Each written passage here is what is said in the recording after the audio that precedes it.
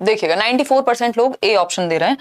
चलिए आज थोड़ी सी स्पीड ज्यादा रखेंगे। Which of the following constructs does right to education act 2009 advocates, यानी जो आरटीई एक्ट है जो कहता है फ्री एंड कंपलसरी एजुकेशन की बात करता है, निम्नलिखित संरचनाओं में से शिक्षा का अधिकार अधिनियम 2009 किसकी वकालत करेगा?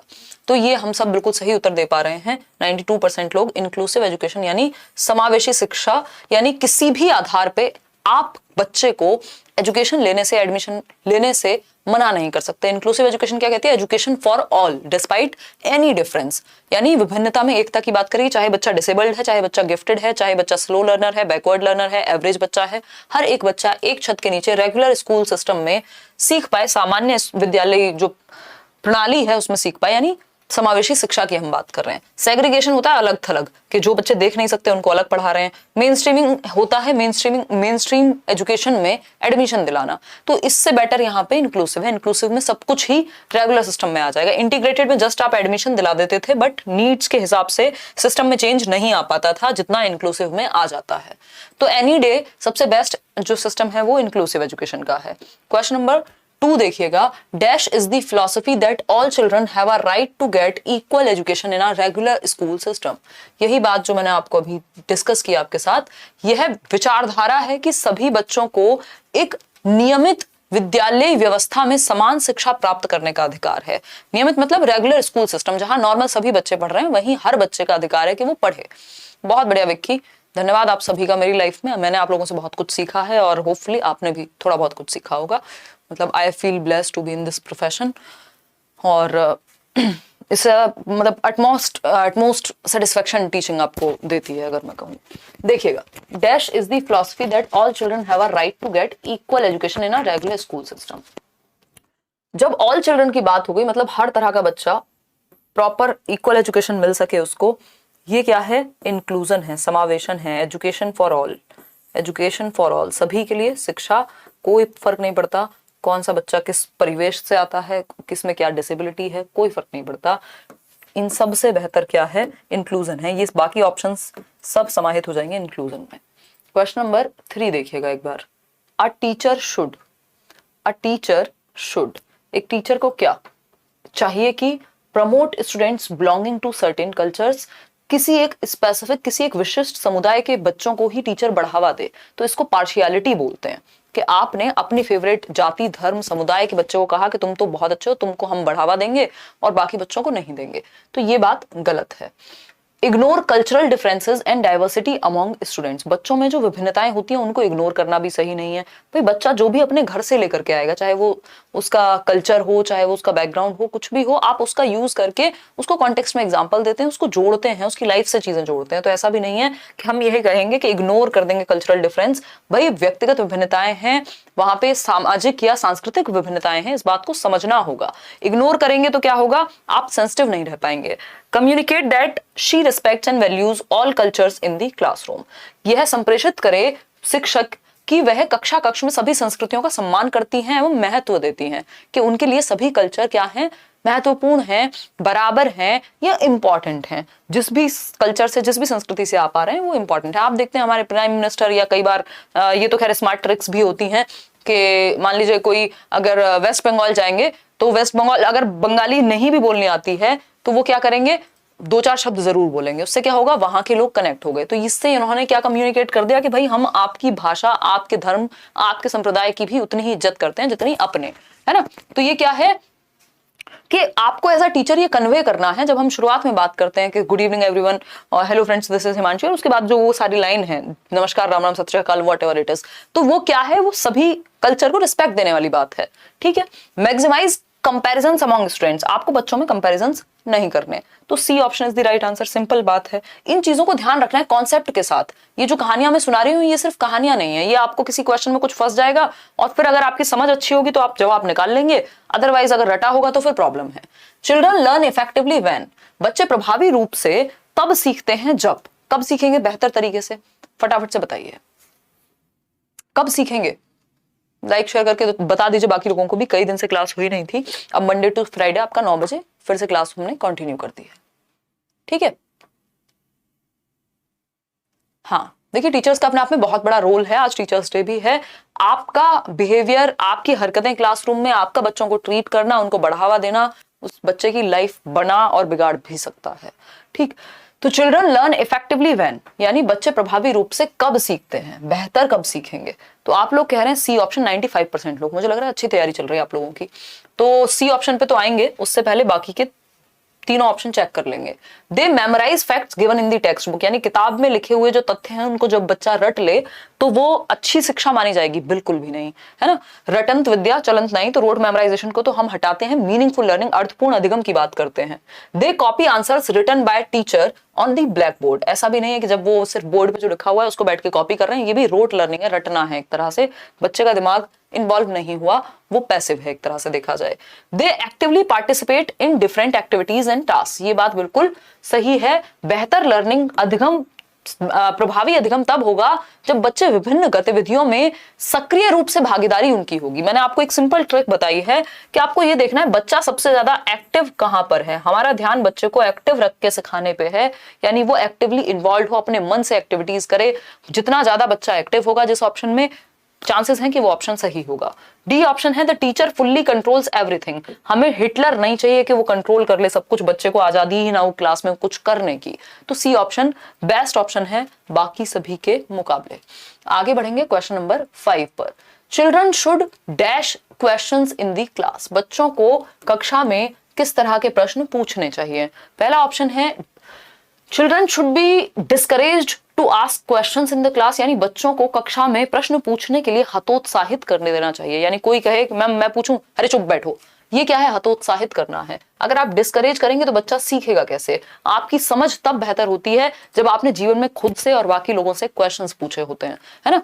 कई लोग मेरे साथ डिस्कशन में, आप संडे वार्ता को भी कहते हैं कि आपको कैसे हर चीज का आंसर पता है। मुझे आंसर नहीं पता है, मैंने क्वेश्चंस पूछे हैं और उन क्वेश्चंस के जो आंसर्स मुझ तक पहुंच पाए रीजनिंग कर करके, तर्क करके, वो मैंने आपके साथ शेयर किए हैं, है ना। रटे नहीं हुए कोई भी आंसर, कितने सारे क्वेश्चंस रैंडम होते हैं। तो अगर हम क्वेश्चंस पूछने से डिस्करेज करेंगे, जैसे बच्चा जब छोटा होता है वो 4 क्वेश्चन पूछता है, हम कहते हैं अरे चुप हो जाओ यार, क्वेश्चन मत पूछो, जबकि वो क्वेश्चन पूछना, उस पर डिस्कशन करना बहुत जरूरी है उसके समझ के विकास के लिए। ठीक है, अलाउ ही नहीं है बच्चों को क्वेश्चन पूछना, गलत बात है। स्टॉप्ड फ्रॉम आस्किंग, रोक दोगे, बिल्कुल गलत बात है। तो 91% बिल्कुल सही उत्तर दे रहे हैं। बी एनकरेज्ड टू आस्क, पूछने के लिए प्रेरित करना है आपको बच्चे को कि वो कक्षा में प्रश्न पूछ सके, जिससे उसके डाउट्स, उसके दिमाग में जो भी थॉट्स हैं वो क्लियर हो सके और आपको भी पता लगे वो सोचता कैसे है और एक अच्छी चर्चा हो सके। तो हम कहेंगे कि बच्चे को प्रोत्साहित करना है, हतोत्साहित नहीं करना, एनकरेज करना है, क्वेश्चन पूछने के लिए हमेशा बढ़ावा देना है ना। क्वेश्चन नंबर 6 देखिए, क्वेश्चन नंबर 6 देखिएगा। क्वेश्चन नंबर 6 कहता है which of the following is not a की, नॉट अ की process through which meaningful learning occurs, यानी निम्नलिखित में से कौन सी एक मुख्य प्रक्रिया नहीं है जिसके द्वारा सार्थक अधिगम घटित होता है। मीनिंगफुल लर्निंग, एक होती है रोट लर्निंग, रटना, और दूसरा होता है अर्थपूर्ण अधिगम, मीनिंगफुल लर्निंग। मीनिंगफुल लर्निंग बेहतर है, लेकिन ये कह रहे हैं किस एक ऑप्शन में मीनिंगफुल लर्निंग की बात नहीं हुई है। तो रेपिटिशन एंड प्रैक्टिस ठीक है, इंस्ट्रक्शन एंड डायरेक्शन ठीक है, एक्सप्लोरेशन एंड इंटरेक्शन ठीक है, बताइएगा जरा। और डी ऑप्शन है मेमोराइजेशन एंड रिकॉल। देखो यहाँ पे रेपिटिशन एंड प्रैक्टिस, ये भी क्या है, बहुत ज्यादा मीनिंगफुल नहीं है, बार बार रिपीट कराना और प्रैक्टिस कराना, लेकिन हाँ ये नेगेटिव भी नहीं है ना, ये इतना नेगेटिव नहीं है। अगर ऑप्शन में डी नहीं होता तब हम ए के साथ चले जाते। तो मेमोराइजेशन एंड रिकॉल तो बिल्कुल ही खराब है कि आपने बस कह दिया कि मेमोराइज करो, 2 एकम 2, 2 दूनी 4 कहां से आया कोई मतलब नहीं, रिकॉल करो, ये नंबर याद किया था इसको दोबारा से बताओ, ये है रिकॉल करना। ठीक है, तो मेमोराइजेशन एंड रिकॉल रटना है टोटली। मीनिंगफुल एटलीस्ट रेपिटेशन या प्रैक्टिस से क्या होता है, आप रिवीजन करते हैं, प्रैक्टिस करते हैं तो वो चीज और मजबूत होगी। आंख बंद करके रटना नहीं है प्रैक्टिस का मतलब। ठीक है, इंस्ट्रक्शन एंड डायरेक्शन, यानी निर्देश और डायरेक्ट करना, डायरेक्शन मिलना बच्चे को। एक्सप्लोरेशन एंड इंटरेक्शन, बच्चा अन्वेषण करे, एक्सप्लोर करे और इंटरेक्ट करे, आपस में बातें करे, 4 लोगों से क्वेश्चन पूछे, वो सब मीनिंगफुल है। लेकिन नॉट वाला ऑप्शन इसी के साथ जाएगा, रटना मीनिंगफुल नहीं हो सकता। क्वेश्चन नंबर 7 देखिएगा एक बार, बड़ा क्वेश्चन है। क्वेश्चन नंबर 7 है which of the following represents the correct, एक तरफ दिया है कॉलम ए और दूसरी तरफ दिया है कॉलम बी। अब पूछा है कि मुख्य जो कैरेक्टरिस्टिक्स हैं, विशेषताएं हैं, कॉलम ए में जो विशेषताएं दी हुई हैं कॉलम बी के साथ कैसे मैच होती हैं।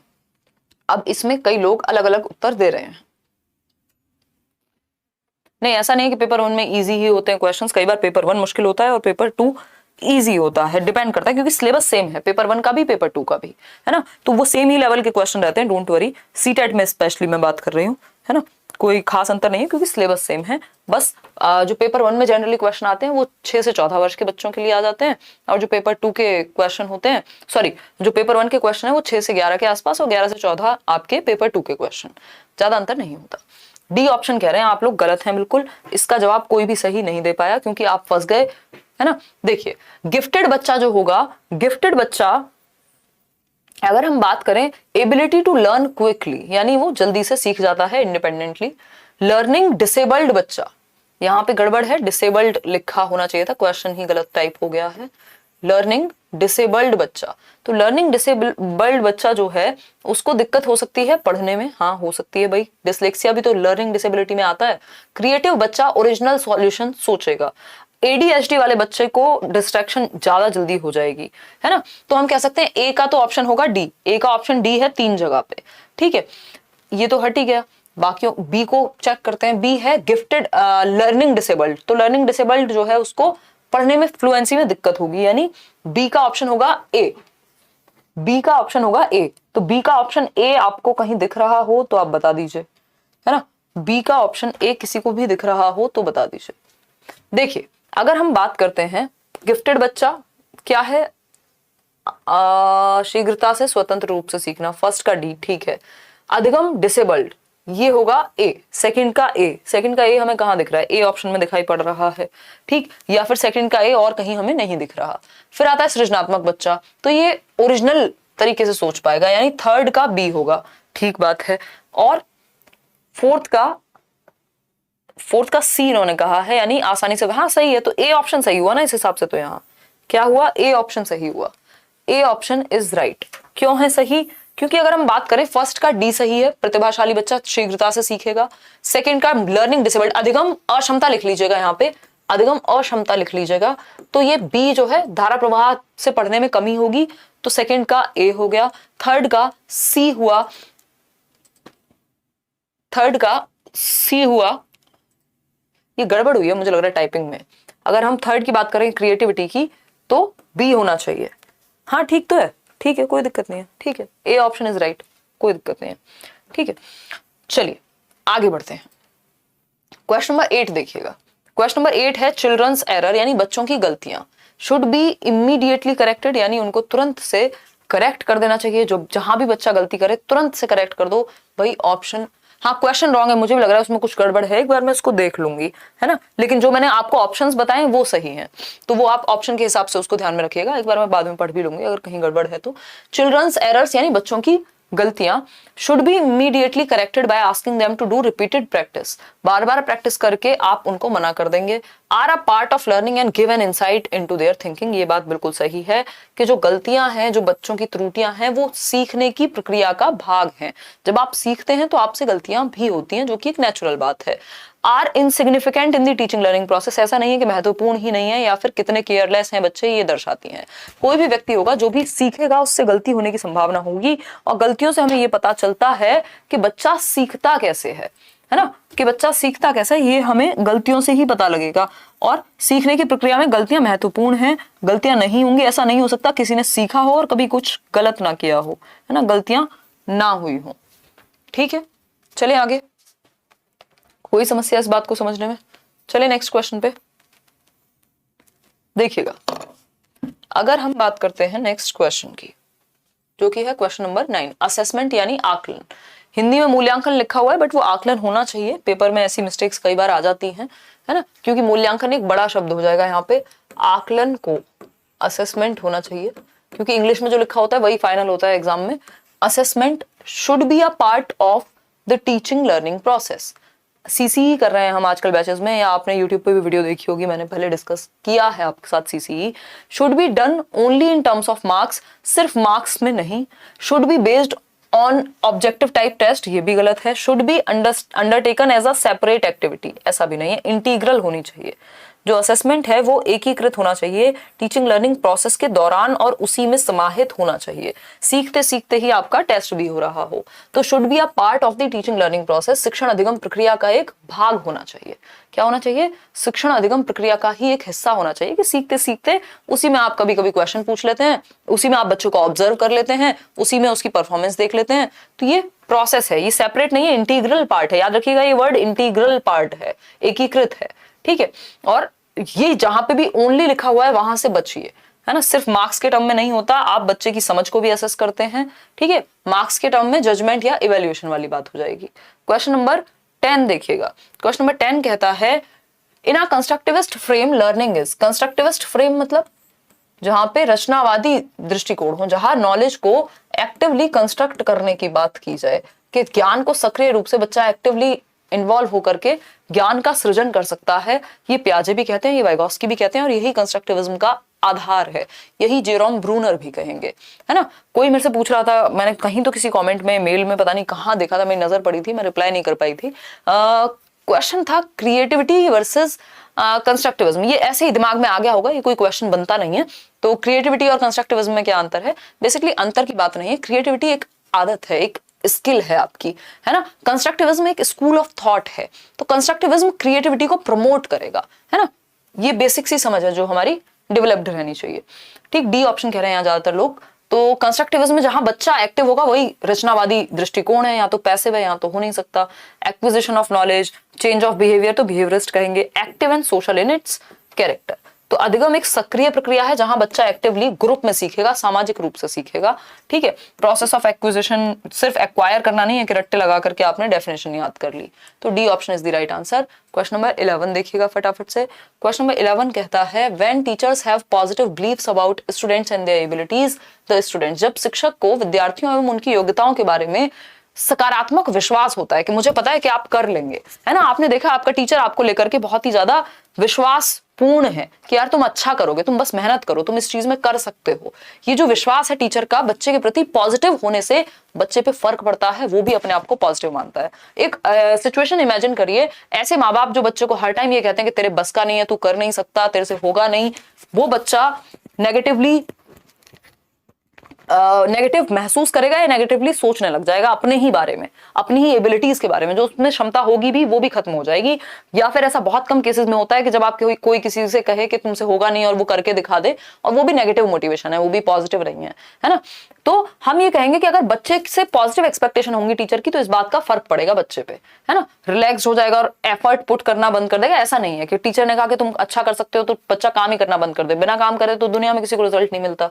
बिकम डीमोटिवेटेड एंड स्ट्रेस्ड, ऐसा भी नहीं है कि वो हतोत्साहित हो जाएगा। हतोत्साहित तब होगा जब ये बिलीफ्स जो है यहाँ पे पॉजिटिव की जगह नेगेटिव लिखे होते, तो ये आंसर सही हो जाता, ठीक। Are not affected in any way, ऐसा नहीं है टीचर की एक्सपेक्टेशन से बच्चा अफेक्टेड होता है, प्रभाव पड़ता है टीचर के व्यवहार का। तो are eager and motivated to learn, सीखने के लिए उत्सुक एवं प्रेरित रहते हैं यदि बच्चों को पता हो कि हमारे शिक्षक की हमसे एक्सपेक्टेशन जो है वो पॉजिटिव है, वो हमें प्रोत्साहित करने की बात करते हैं।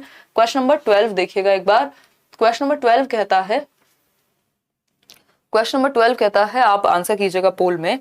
A teacher can encourage children to become effective problem solvers, यानी एक शिक्षक बच्चों को प्रभावी रूप से समस्या समाधान करता बनाने में मदद कर सकता है, सक्षम बनने के लिए प्रोत्साहित कर सकता है या कर सकती है। कब? मतलब बच्चे को आप ये कह रहे हैं कि प्रॉब्लम सॉल्व कर पाए वो, यानी वो एक अच्छा समस्या समाधान करता बने कि लाइफ में प्रॉब्लम्स आएंगी, पढ़ाई में भी प्रॉब्लम्स आएंगी, तो वो प्रॉब्लम सॉल्वर अच्छा बने कि उसके सामने समस्या आए तो वो उसको सॉल्व कर पाए। इसके लिए टीचर को क्या करना चाहिए? तो पहला ऑप्शन है giving them plenty of opportunities to answer similar kind of questions. देखो यहां तक ये आंसर बिल्कुल सही था कि giving them plenty of opportunities, यानी बच्चों को पर्याप्त मात्रा में अवसर देना। लेकिन जैसे ही इन्होंने ये कहा ना to answer similar kind of questions, एक ही जैसे क्वेश्चंस का, एक ही जैसे प्रश्नों का उत्तर देने के लिए प्रोत्साहित करना, तो फिर नया कब सीखेगा बच्चा? अगर आप हमेशा एक ही जैसे क्वेश्चंस पूछेंगे तो वो प्रॉब्लम तो ऐसा नहीं होता ना लाइफ में कि फिक्स्ड है, बस यही वाली प्रॉब्लम आपकी लाइफ में आएगी, दूसरे तरह की आ ही नहीं सकती। तो प्रॉब्लम सॉल्विंग में तो आपको डिफरेंट तरह के क्वेश्चंस पूछने होते हैं। एम्फेसाइजिंग ऑन रोट मेमोराइजेशन, रटना तो भैया सबसे खराब बात है। Encouraging children to make intuitive guesses and to look at multiple solutions at the to the problem, ये बात सही लग रही है। 82% लोग सही उत्तर इसका दे भी पा रहे हैं, है ना। तो बच्चों को समस्या के बारे में सहजानुभूत अनुमान लगाने एवं बहु विकल्पों को देखने के लिए प्रोत्साहित करना, यानी हम बच्चों को एनकरेज कर रहे हैं। इंट्यूटिव गैस यानी उसके अंदर से जो गट फीलिंग एक तरह से, या कह सकते हैं कि सहज रूप से जो बात आ रही हो। And to look multiple solutions, एक समस्या के और क्या समाधान हो सकते हैं, मल्टीपल सॉल्यूशन हो सकते हैं, है ना। तो वो उस तरह से देख पाए। सिर्फ स्टेप बाय स्टेप सॉल्यूशन अगर आप लिखवा देंगे टेक्स्ट बुक से तो वो रट्टा ही हो जाएगा एक तरह का। तो C option is the right answer over here. आगे बढ़ेंगे क्वेश्चन नंबर 13 पर। क्वेश्चन नंबर 13 पढ़िएगा। क्वेश्चन नंबर 13 कहता है use of methods where learners own initiative and efforts are involved is an example of.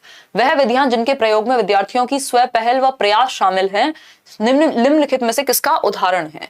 यानी methods where learners own initiative, यानी आप खुद से इनिशिएटिव ले रहे हैं, खुद से कोई एक्टिविटी कर रहे हैं, एफर्ट्स लगा रहे हैं। ये किस तरह का एग्जाम्पल है, किस क्लासरूम का एग्जाम्पल है कि भूल ही जाते हो। देखिएगा, अगर हम बात करें तो ये डिडक्टिव मेथड का एग्जांपल है क्या, लर्नर सेंटर्ड मेथड है, ट्रेडिशनल मेथड है। ट्रेडिशनल मेथड होते हैं लेक्चर मेथड टाइप, जहां पे टीचर सेंटर में हो। डिडक्टिव भी टीचर सेंटर्ड मेथड है। इंटरपर्सनल इंटेलिजेंस का यहाँ पे कोई संबंध नहीं है क्योंकि मेथड के बारे में बात हो रही है। तो ये क्या है, एक लर्नर सेंटर्ड मेथड है, अधिगम कर्ता केंद्रित विधि है। यानी वो मेथड जहां पे बच्चा एक्टिव है, जहां बच्चा इंडिपेंडेंट है, जहां वो अपने एफर्ट्स खुद लगा सकता है। तो यानी चाइल्ड सेंटर्ड मेथड है जहां पे बच्चे को सेंटर में रखा गया है, जैसे प्ले वे मेथड, जैसे डिस्कवरी मेथड, जैसे प्रोजेक्ट मेथड, जहां पे बच्चा एक्टिव है। आगे बढ़ेंगे, क्वेश्चन नंबर 14 देखिएगा एक बार। बड़ा क्वेश्चन, ध्यान से पढ़िएगा और पोल में जवाब दीजिएगा क्वेश्चन पढ़ने के बाद। अभी 15 क्वेश्चन और हैं, हम 30-30 के ही सेट सॉल्व करेंगे।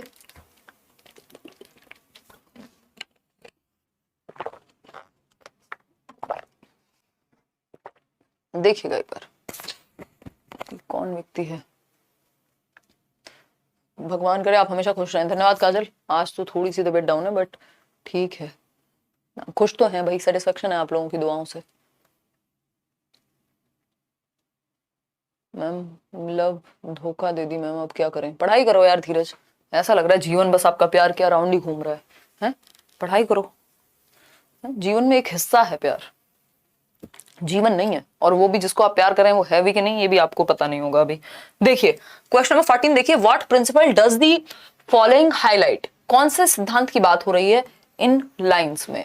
Students who do not perform well feel that they are not good enough and feel demotivated. They are then likely to give up easily without trying और परसिस्टिंग इन डूइंग टास्क्स। यानी जो विद्यार्थी अच्छा प्रदर्शन नहीं कर पाते हैं वे महसूस करते हैं कि वे पर्याप्त रूप से अच्छे नहीं हैं और हतोत्साहित महसूस करते हैं, तब उनमें बिना प्रयास के कार्य को आसानी से छोड़ देने की संभावना होती है।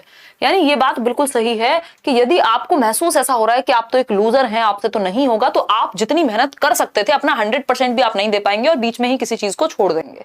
तो ये क्या है, ये हमारे इमोशंस हमारे दिमाग को क्या है एक तरह से सिग्नल देते हैं या प्रभावित करते हैं। अगर आप मोटिवेटेड हैं तो आप ऐसी ऐसी चीजें कर जाएंगे जीवन में जो शायद आपको लगता होगा कि ये आपसे नहीं हो पाएगा, है ना। तो वो मेहनत, वो इमोशंस आपके दिमाग को भी प्रभावित करते हैं। तो cognition and emotions are not related, ये बात बिल्कुल गलत है। हमारा संज्ञान कॉग्निशन में दिमाग से रिलेटेड जितनी भी मेंटल स्किल्स हैं, सोचना, समझना, तर्क करना, नॉलेज, कॉम्प्रिहेंशन, ये सब आता है।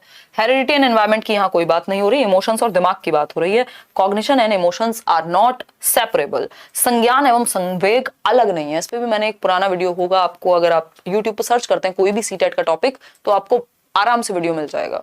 कॉग्निशन एंड इमोशन, कॉग्निशन है आपका सोचना, समझना, मेहनत करना, तर्क करना। इमोशंस क्या है, आपके संवेग, आप कैसा फील करते हैं, है ना। तो अगर आप फील ये कर रहे हैं कि आप एक लूजर हैं या अब आपको ट्राई नहीं करना चाहिए, डिमोटिवेट हो गए, तो आपका दिमाग आपको कहेगा ठीक है छोड़ दो। तो D option is the right answer, क्योंकि दिल और दिमाग जुड़े हुए हैं। ठीक है, क्वेश्चन नंबर 15 देखिएगा एक बार और जवाब दीजिएगा। अगर हम बात करते हैं क्वेश्चन नंबर 15 की, which of the following is the primary socialising agency. यानी प्राथमिक समाजीकरण का वाहक या माध्यम कौन है, बताइएगा फटाफट से, फिर ही हम चल के बढ़ेंगे आगे। अगर हम बात करें प्राथमिक, एक तो है सेकेंडरी सोशलाइजेशन, दूसरा है आपका प्राइमरी। तो गॉड और प्राइमरी सोशलाइजेशन, प्राथमिक सामाजिकरण और सेकेंडरी सामाजिकरण होता है कि कुछ एजेंट्स होते हैं, कुछ वाहक होते हैं जो हमें सोशलाइज करेंगे, सामाजिकरण की प्रक्रिया सिखाएंगे कि समाज में रहते कैसे हैं, बोलते कैसे हैं, किसके सामने कैसे बिहेव करते हैं, ग्रुप में कैसे रहते हैं, कहाँ पे क्या भाषा का इस्तेमाल करना है। भाई अगर आप क्लासरूम में हैं तो बच्चों से तो आप कुछ स्लैंग यूज करके या ऐसे कुछ शब्द यूज नहीं कर सकते जैसे आप अपने दोस्तों में कर सकते हैं, या जैसे आप अपने घर पे करते हैं, अपने माँ बाप से जिन शब्दों में बातें करते हैं वो आप अपने दोस्तों से नहीं करते। कई बार जो दोस्तों से करते हैं वो आप अपने बड़ों के सामने नहीं इस्तेमाल करते। तो ये क्या है, ये सोशलाइजेशन है हमारा, एक तरह का सामाजिकरण है कि हमने ऐसे सीखा है कि कहाँ पे कैसे बिहेव करना है, हर जगह की एक अलग नॉर्म्स हैं, रूल्स हैं। तो फैमिली होती है प्राइमरी, ये बात हमें पता होना चाहिए। सेकेंडरी में स्कूल, गवर्नमेंट, मीडिया, ये सब सेकेंडरी में आ जाएंगे। ठीक, इतनी बात ध्यान रखेंगे। कई बार फैमिली के साथ नेबरहुड भी लगा देगा तब भी प्राइमरी में जाएगा, और अगर स्कूल के साथ नेबरहुड लगाया हो तो वो सेकेंडरी में चला जाएगा। ठीक है, क्वेश्चन नंबर 16 देखिएगा। अगर हम बात करते हैं क्वेश्चन नंबर 16 की, तो the major proposition of Jean Piaget's theory, Jean पियाजे के सिद्धांत का प्रमुख प्रस्ताव क्या है? बताइएगा एक बार, जीन पियाजे के सिद्धांत का जो उनकी थियरी है उसका प्रमुख प्रस्ताव क्या है? प्रमुख प्रस्ताव क्या है? Major proposition. Children's thinking is superior to adults. क्या पियाजे ये कहते हैं कि वयस्कों से ऊंची होती है बच्चों की सोच? ना तो वो ये कह रहे हैं कि वयस्कों से नीची है या ऊंची है ना। वो ये नहीं कह रहे कि जो बच्चों की थिंकिंग है वो सुपीरियर है अडल्ट से, या अडल्ट्स की थिंकिंग सुपीरियर है, दोनों में से कुछ भी नहीं कह रहे वो। ना तो ये कह रहे कि children's thinking is inferior to adults, दोनों में से कोई भी बात उन्होंने नहीं कही। ना तो उन्होंने ये कहा है कि बच्चे की सोच छोटी है या बड़ों की सोच छोटी है, ऐसा कुछ भी उन्होंने नहीं कहा। Children's thinking is quantitatively different from adults, ये भी उन्होंने नहीं कहा। उन्होंने ये कहा है कि मात्रात्मक रूप से तो सेम है, भाई उसके भी दिमाग में उतने ही थॉट्स आ रहे हैं जितने आपके आ रहे हैं, लेकिन क्वालिटी अलग है, क्वांटिटी सेम है।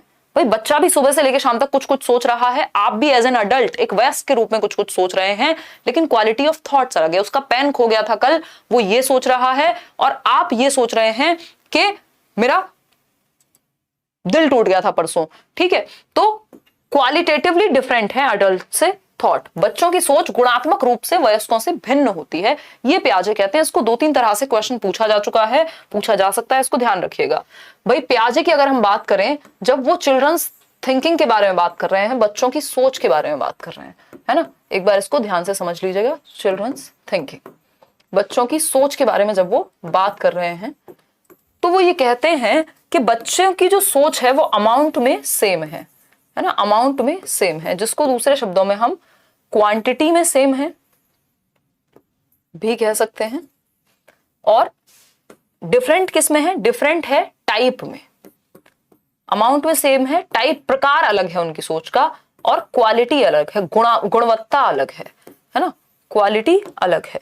इसको ऐसे भी लिख सकते हैं, यानी मात्रा तो सेम है ना, अमाउंट को भी मात्रा ही कहेंगे, इसको भी मात्रा ही कहेंगे। टाइप है, प्रकार अलग है, या गुणवत्ता अलग है ना, गुणवत्ता अलग है, मात्रा सेम है। बच्चा भी सोच रहा है, आप भी सोच रहे हैं, 100 विचार आपको आ रहे हैं, 100 उसको भी आ रहे होंगे, बट क्वांटिटी तो सेम है, क्वालिटी में डिफरेंस है। डिफरेंस कहाँ है? क्वालिटी में है। तो अलग कैसे होगी सोच? क्वालिटी में डिफरेंस है।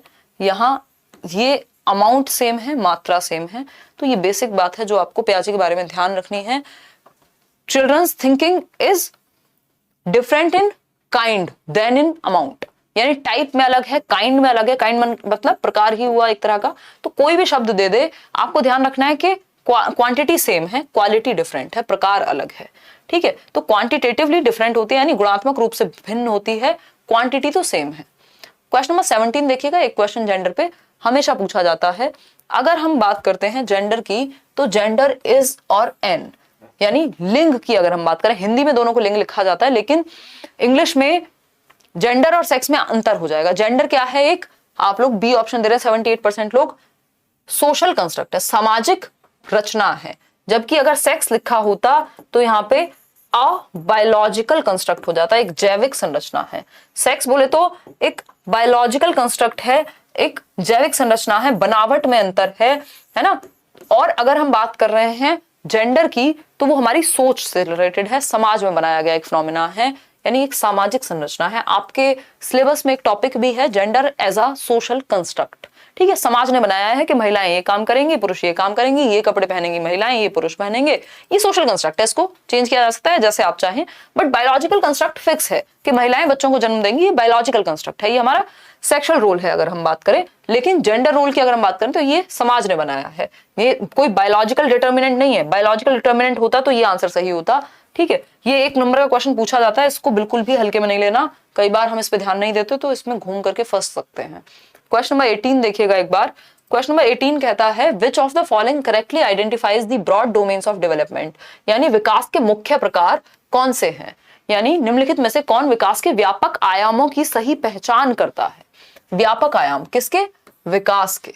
बताइएगा एक बार, विकास के व्यापक आयाम, emotional, intellectual, spiritual and self.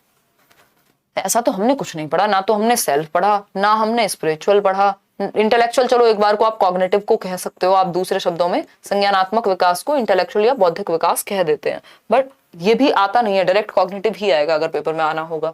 तो ये ऑप्शन तो हट गया, डी ऑप्शन कह रहे हैं 80% लोग। चलिए देखेंगे, फिजिकल पर्सनैलिटी या स्पिरिचुअल कोई टाइप नहीं है डेवलपमेंट का, ये भी हट गया। Social, physical, personality again, self again नहीं होते।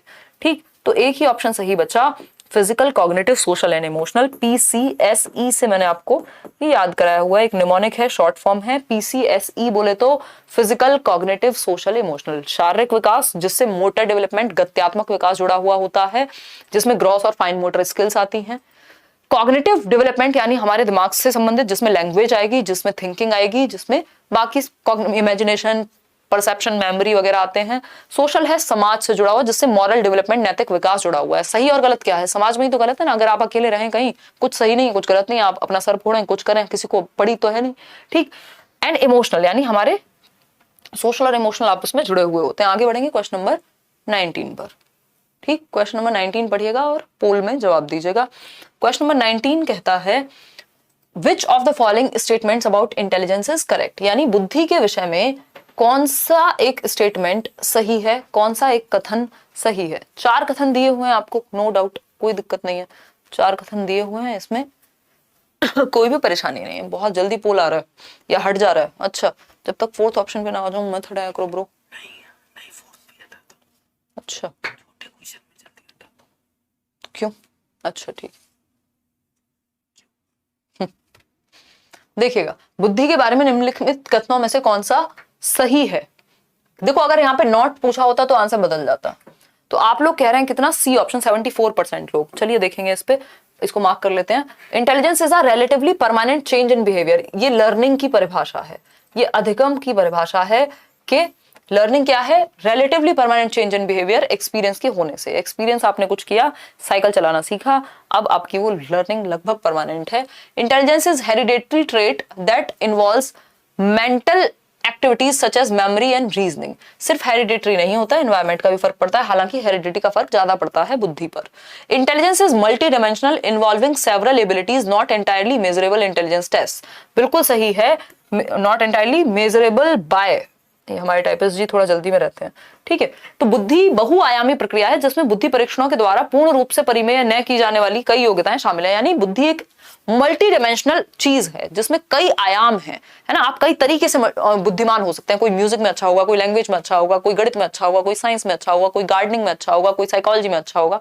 यानी अलग अलग प्रकार से आप बुद्धि, अलग अलग आयामों में आप बुद्धिमान हो सकते हैं। और कुछ एस्पेक्ट ऐसे हैं जो आईक्यू टेस्ट भी मेजर नहीं कर पाते बुद्धि के, वो नंबर्स में आईक्यू के द्वारा भी पता नहीं लगेंगे। बुद्धि के ऐसे बहुत सारे आयाम हो सकते हैं, ये बात गार्डनर कहते हैं और बिल्कुल सही है। Intelligence is the ability to think convergently, ये बात कुछ हद तक आप सही कह सकते हैं अगर बात चल रही होती जेपी गिलफर्ड की, लेकिन सिर्फ कन्वर्जेंटली सोचना इंटेलिजेंस है ऐसा नहीं है। बुद्धि को कन्वर्जेंट थिंकिंग से जोड़ा गया है, बट वो एक ऐसी चीज नहीं है कि सिर्फ कन्वर्जेंट थिंकिंग को ही बुद्धि कह देंगे। ठीक, तो C option is the right answer. Question number 20 देखिएगा और जवाब दीजिएगा। In progressive education children are seen as, यानी प्रगतिशील शिक्षा में जिसकी बात जॉन डूई करते हैं, जिनको हम जॉन डीवी कह रहे हैं। प्रोग्रेसिव स्कूल्स खोले, जिनको लैब स्कूल्स या यूनिवर्सिटी एलिमेंट्री स्कूल्स कहा गया, शिकागो में इन्होंने 20th सेंचुरी में 1920s के अराउंड। पैसिव इमिटेटर्स, प्रोग्रेसिव में तो बच्चा एक्टिव होता है, लर्निंग बाय डूइंग की बात होती है ना। तो क्या है, बच्चे सक्रिय अन्वेषक हैं, ना कि खाली स्लेट हैं। ये तो बिहेवियरिज्म कहता है। ये बात किसने कही है? जॉन लॉक ने कही है कि बच्चा ब्लैंक स्लेट है। जॉन लॉक, टैबुला रासा कहा है ना उन्होंने, तो उसका मतलब यही होता है। मिनिएचर अडल्ट नहीं है कि छोटा रूप है बड़ों का, ऐसा भी नहीं, वो अपने आप में एक इंडिविजुअल